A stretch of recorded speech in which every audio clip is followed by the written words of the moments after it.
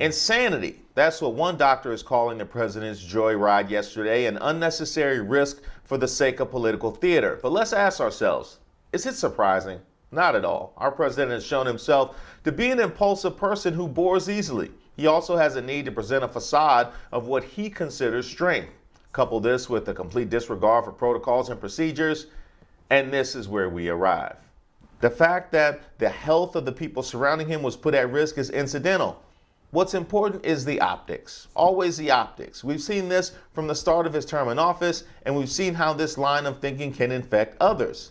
Like White House Dr. Sean Conley, who when asked of the faulty information presented about treatments given to the president, said that I was trying to reflect the upbeat attitude of the team and the president.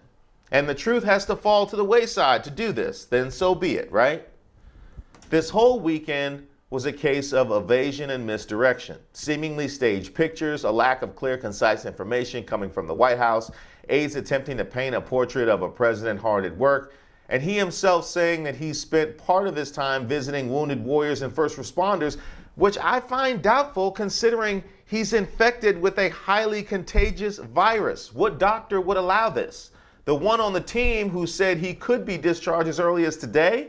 To go where? Back to the White House? How many people would that put at risk?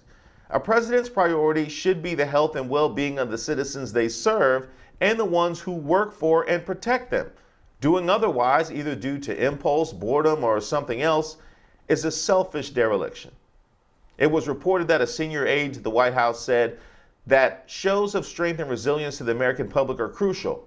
Somewhat like the strength and resilience most of us have shown following mask orders and social distancing measures to slow the spread.